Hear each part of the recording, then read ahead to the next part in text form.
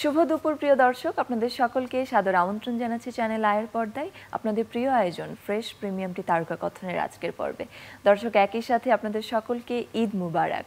ঈদ মানেই আমাদের সকলের মাঝে নতুন সবকিছু, নতুন জামা কাপড়, অন্যরকম এক আনন্দ আমাদের সকলের প্রাণে। এবং একই সাথে টেলিভিশনের পর্দায় আমরা দেখি নতুন নতুন কাজ, নতুন গান, নতুন চলচ্চিত্র এবং এগুলোর মাঝে দিয়েই বিনোদন জগৎ কিন্তু ভরপুর থাকে। এবার ঈদেও তার ব্যতিক্রম নয়। এবার ঈদে নতুন একটি নাটকে আসছে এবং নাটকটি হলো বিক্রয়যোগ্য ভালোবাসা।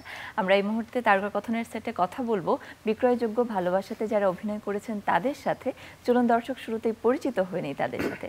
শুরুতেই আমাদের সাথে আছেন লাক্স চ্যানেল আই তারকা সানারাই দেবী শানু, আমাদের সাথে আছেন মিন্টু সর্দার, আমাদের সাথে আছেন শিশু শিল্পী তানাজ এবং আমাদের সাথে আরও আছেন শাহেদ আলী।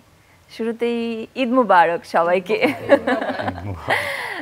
নতুন কাজ এবং বিক্রয়যোগ্য ভালোবাসা নামটি শুনলেই খুব ইন্টারেস্টিং মনে হচ্ছে। কাজটি সম্পর্কে জানতে চাই। শুরুতেই শানুদি আপনার কাছ থেকে শুনি। সবাইকে আগাম ঈদের শুভেচ্ছা।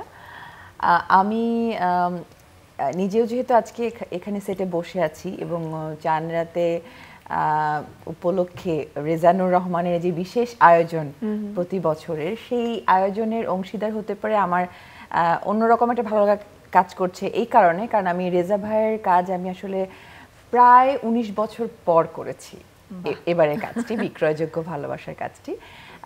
আমার লাক্সিয়ান সুপারস্টার উইন করার পরে 2006 সালে সম্ভবত আমি একটি কাজ করেছিলাম ওনার সাথে। তার পরবর্তীতে এই দীর্ঘ সময় আসলে কোনো একটা কারণে হয়ে ওঠেনি কাজ করাটি। তো এবছর এই কাজটি করতে যেয়ে আমার এই অনুভূতিটা তো কাজ করেছি আমি এত দীর্ঘ সময় পরে আমি রেজানুর ভাইয়ের সাথে এই কাজটা করতে যাচ্ছি এবং গল্পটি এত দারুণ একটি সুন্দর একটা মানে আমি বলবো যে বার্তাবহ একটি গল্প। ঈদের বিশেষ আয়োজনে এই কাজটি আমার মনে হয় যে দর্শকদের একটা অবশ্যই একটা ভালো লাগার জায়গায় নিয়ে যাবে, সাথে একটি বার্তাও দেবে। বিক্রয়যোগ্য ভালোবাসা নাটকটির নাম, কিন্তু ভালোবাসা কখনোই বিক্রয়যোগ্য নয়। একদমই তাই। আমরা মিন্টু সর্দার আপনার কাছে আসি, কেমন ছিল অভিজ্ঞতা কাজটি? ধন্যবাদ আপনাকে। সবাইকে ঈদের শুভেচ্ছা। রেজানুর রহমান মানেই একটু ভিন্ন মাত্রা আমাদের কাছে। রেজানুর রহমান একজন ম্যাজিক, উনি ম্যাজিক ক্রিয়েটর। তো আমার সৌভাগ্য হয়েছে রেজানুর রহমানের সাথে অনেকগুলো কাজ করার। এবং আপনি যেটা বললেন যে এটা একটা বিশেষ ট্যাগলাইন আমাদের সম্মানিত নির্দেশক বা ডিরেক্টর যিনি পেয়েছেন, সেটা হচ্ছে চ্যানেল আয়ে চাঁদ রাত মানেই হচ্ছে রেজানুর রহমানের নাটক, আর রেজানুর রহমানের নাটক মানেই হচ্ছে আমাদের সেখানে অভিনয়ের সুযোগ থাকা। তো বরাবরই আমরা ভাইয়ের নাটকে কাজ করে অনেক বেশি এক্সাইটেড থাকি, অনেক বেশি আনন্দিত থাকি।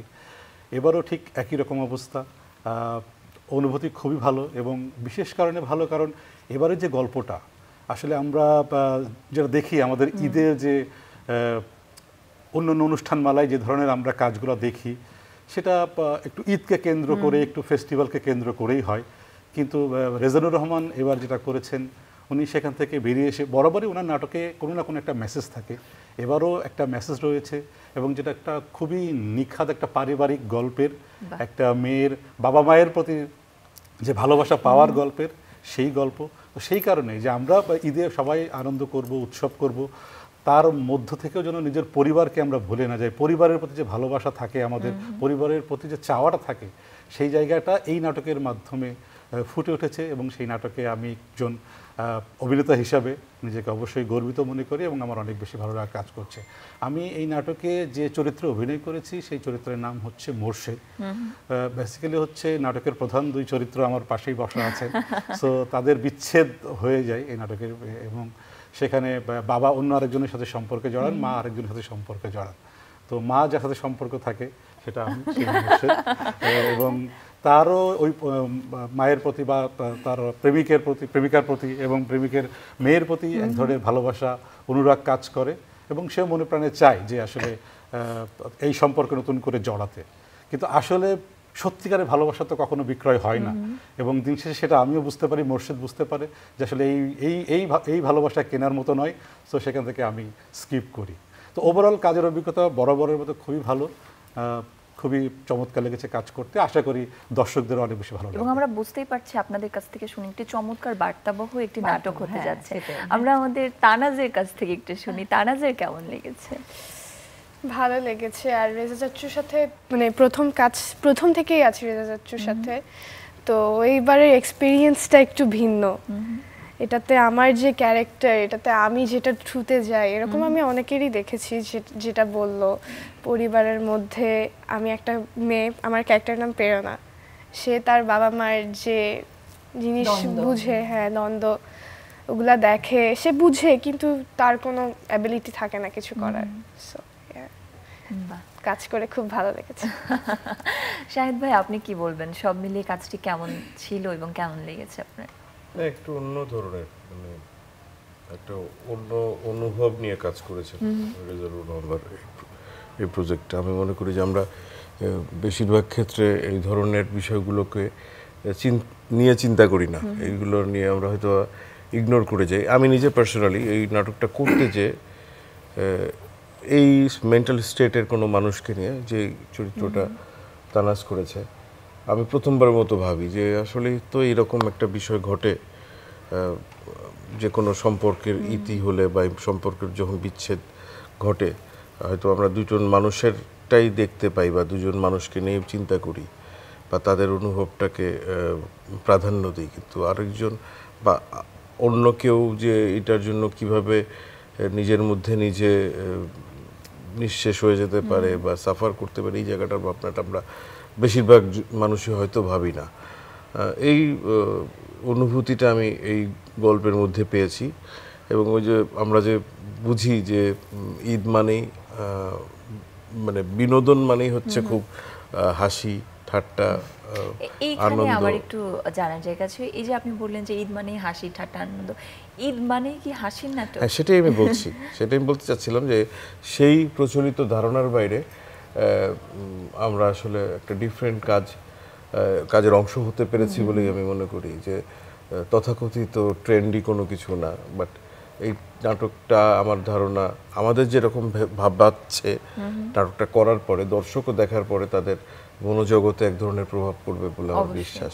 হ্যাঁ, অবশ্যই ঈদ মানে শুধুমাত্র হাসি তামাশা না, এটা আমাদের শৈশবে আমরা যখন দেখেছি, বিটিভি ছিল সেই সময় যে জায়গাটা নাটকের যে বিষয়টা ছিল, এবং তখন কিন্তু শুধুমাত্র হাসির নাটক বা এই ধরনের বিষয়গুলো ছিল না, কিন্তু আমাদের মেধা মনন কিন্তু ওই আলাদা ধরনের নাটকগুলো থেকেই তৈরি হয়েছে।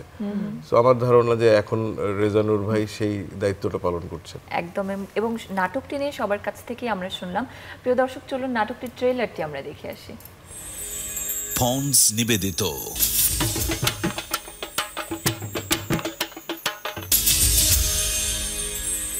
পাওয়ার্ড বাই গ্রামীণ ফোন।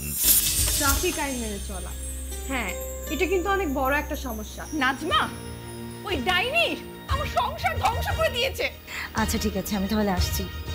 চলো আজকে আমরা বিয়ে করে ফেলি। আমার মেয়ের সাথে আমি যোগাযোগ করব না। ঈদের আগের দিন মানে রেজানুর রহমানের নাটক। এবারেও ঈদের আগের দিন রাত 7:50 দেখবেন রেজানুর রহমানের নাটক বিক্রয়যোগ্য ভালোবাসা। এইসব কথা বলতে তোমরাই আমাকে বাধ্য করেছো, আমি তোমাদের সাথে যাব না।